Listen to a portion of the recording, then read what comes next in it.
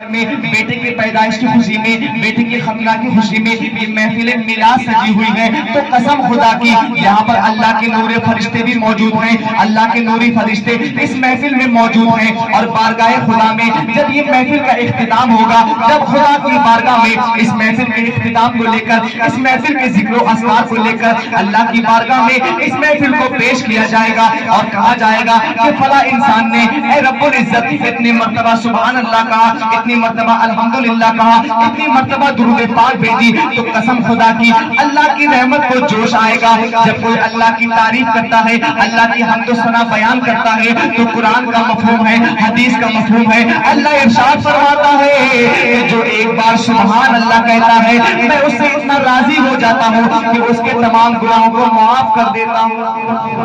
ماشاءاللہ، اس کے تمام گناہوں کو معاف کر دیا جاتا ہے۔ اور جب یہ محفل، آپ یہ نہ سوچیں کہ ہم یہاں پر اکیلے، بلکہ الحمدللہ ہم سنی بریلویوں کا عقیدہ ہے کہ جہاں پر اللہ اور اس کے رسول کا ذکر ہوتا ہے وہاں پر نوری فرشتے وہاں پر موجود رہتے ہیں، اور وہ فرشتے جب خدا کی بارگاہ میں جاتے ہیں خوشی خوشی جاتے ہیں اور خدا کو پیغام سناتے ہیں کہ اے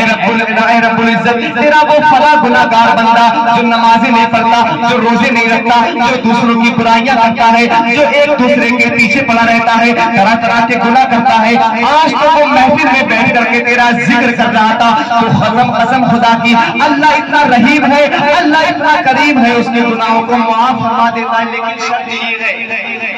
بہت سے موقع ہمیں ایسے ملتے ہیں کہ اللہ ہمارے گناہوں کو معاف کر دیتا ہے۔ جیسے رمضان میں ایک رات آتی شب قدر، جس کو قرآن میں لیلۃ القدر کے نام سے یاد کیا گیا،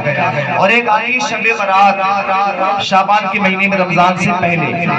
یہ دو راتیں ایسی راتیں ہیں کہ اس میں ایک رات کی عبادت ایک طرف اور کئی ہزار مہینوں کی عبادت ایک طرف۔ تو ان راتوں میں اگر کوئی بندہ اللہ کا سچے دل سے اس کی عبادت کرتا ہے تو اللہ اس کو ایسا کر دیتا ہے جیسے ابھی ماں کے پیٹ سے نکلا۔ اب مثال کے طور پر ہم نے رمضان میں 30 دن روزے رکھے، اب ہمارا دل بالکل صاف ہو گیا،